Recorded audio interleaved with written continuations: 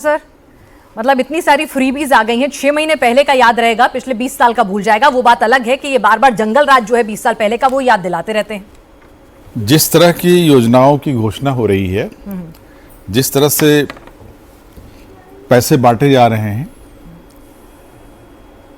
ये इस बात को साबित करता है कि भारतीय जनता पार्टी और जेडीयू इलेक्शन के रिजल्ट को देख रही है दीवारों पर, उसको लिखी हुई है भारत को।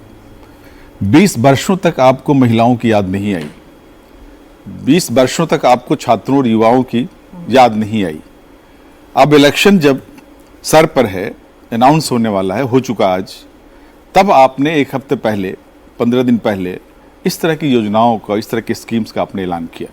ये साबित करता है कि बिहार में ज़बरदस्त एंटी इनकम्बेंसी है और उसी एंटी इनकम्बेंसी को कम करने के लिए, जनता की आंखों में धूल झोंकने के लिए, झांसा देने के लिए इस तरह की लुभावनी योजनाओं का इन्होंने ऐलान किया है। जाहिर है कि जनता इससे भ्रमित होने वाली नहीं है। जो काम आपने 20 वर्षों में नहीं किया, किसने आपके हाथ पकड़ रखे थे 20 वर्षों तक, क्यों नहीं किया आपने? बिहार में जो बेरोजगारी है जिस तरह की, क्या 1000 रुपए दे देने से जो युवा बेरोजगार है उसकी समस्याएं हल हो जाएंगी? युवाओं को नौकरी चाहिए, रोजगार के अवसर चाहिए। इस तरह के लुभावने जो इस तरह के ऐलान हैं, ये इस तरह के झांसे में बिहार की जनता नहीं आने वाली है। और हम बिहार की जनता के सामने एक सोल्यूशन लेके जा रहे हैं। जो समस्याएं इस समय हैं, रोजगार हम देंगे, नौकरियां हम देंगे और जबानी जमा खर्च नहीं कर रहे। नहीं, ऐसी योजनाओं का ऐलान तो आप लोगों की तरफ से भी हुआ है। बस बात यह है कि उनके खाते में क्रेडिट हो गई हैं, क्योंकि वो सत्ता पक्ष में बैठे हैं, डबल इंजन की सरकार है, तो उनके खाते में क्रेडिट हो गई हैं। और जब खाते में सवाल उठ रहा है, खाते में जब पैसा आ जाता है तो बुरा किसी को नहीं लगता। सवाल इसीलिए उठ रहा है कि 20 वर्षों में जो काम आपने नहीं किया, अब आपको डर सता रहा है हारने का। और हमारी जो योजनाएं हैं, वो जनता उस योजना को लेकर के उत्साहित है। जो हमारी योजना है 2500 रुपए हर महिला को देने का, हर महीने।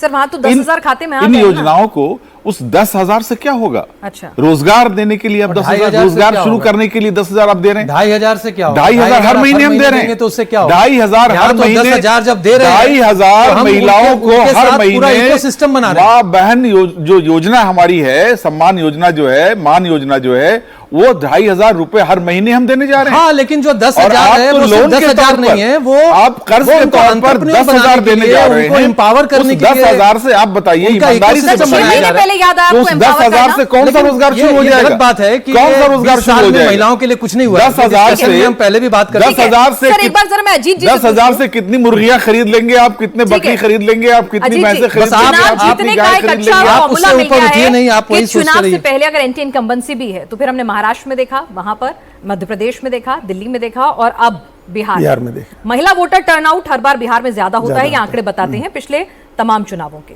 तो ऐसे में महिला वोट बैंक को साध लेना, चाहे वो फ्रीबीज से हो, उसमें सब कुछ जायज है, गलत क्या है? हाँ नहीं, चूंकि एक तो एक ट्रेंड है इकोनॉमी के लिए, स्टेट की इकोनॉमी के लिए, देश की इकोनॉमी के लिए कितनी अच्छी है, बुरी है, इसको अर्थशास्त्री बता रहे हैं। ये कोई अच्छी योजना नहीं है कि आप पैसे डाल रहे हैं या मुफ्त की चीजें दे रहे हैं। आपको चुनाव तो जितवा, लेकिन चुनाव जिता रही है ये योजनाएं। और हमको लगता है कि कोई अपवाद भी नहीं है, जहां भी जिस तरह से ये योजना लागू हुई वहां वो चुनाव जीते लोग। चाहे वो लाडली बहना योजना से मध्य प्रदेश में जीते, लड़की बहन योजना से महाराष्ट्र में जीते, या मैया सम्मान योजना से बगल में झारखंड में जीते। भाई 5 साल वहां भी सरकार चली थी हेमंत सोरेन की, कांग्रेस की और आरजेडी की। जेएमएम, कांग्रेस, आरजेडी ने 5 साल सरकार चलाने के बाद अचानक एक दिन उनको ख्याल आया कि महिलाओं के लिए एक योजना शुरू करनी चाहिए, तो मैया सम्मान योजना आई और उन्होंने 1,100 रुपए खाते में देने की घोषणा की। फिर जवाब में बीजेपी ने कहा कि हम 2,500 देंगे, तो उन्होंने कहा कि हम भी 2,500 रुपए देंगे। उन्होंने 1,100 रुपए क्रेडिट कर दिए और उसका लाभ मिला, वो लोग चुनाव जीत गए। तो ये चुनाव जीतने की योजना है, इस तरह के पैसे बांटना, और वो सफल हो रहा है, उसमें कामयाबी मिल रही है। दूसरी बात यह है कि नीतीश कुमार की योजना, जो मैया सम्मान योजना है या लाडली बहना योजना है या जो लड़की बहन योजना है, उससे अलग है। ये वन ऑफ स्कीम नहीं है, वो महिलाओं के एम्पावरमेंट की जो दूसरी योजनाएं पहले से चल रही हैं उसकी कंटिन्यूटी में है। चाहे वो पोशाक की योजना हो या साइकिल की योजना हो या महिलाओं को लोकल बॉडीज में 50% आरक्षण देने का हो, महिलाओं के लिए डोमिसाइल में 35% नौकरी में आरक्षण का मामला हो, इस तरह की कई योजनाएं ऑलरेडी चल रही हैं।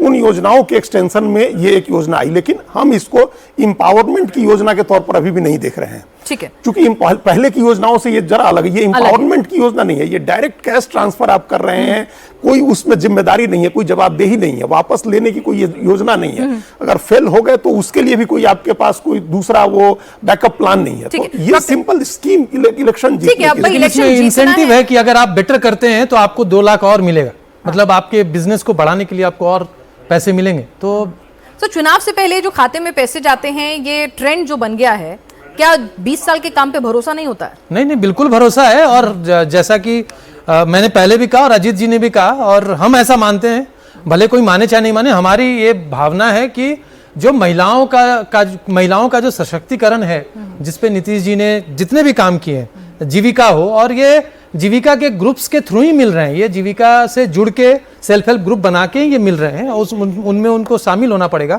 चाहे वो शराबबंदी हो, ये सब कुछ महिलाओं के एम्पावरमेंट के अराउंड। सी, अगर आपको महिलाओं को जब तक आप उनके लाइफ साइकिल नीड्स के हिसाब से आप योजनाएं नहीं लाएंगे, और तब तक उनको फायदा नहीं होगा, क्योंकि एक चीज आप दे दिए, दूसरा चीज नहीं दिए, तो सारे लाइफ साइकिल नीड्स को देखते हुए दूसरे मुद्दे पर आते हैं कि पिछली बार ऐसा हुआ था कि बीजेपी 110 सीटों पे लड़ी, 74 पे जीती, जेडीयू बिग ब्रदर की तरह से ज्यादा सीटों पे लड़ी, 115 पे, लेकिन 43 जीती।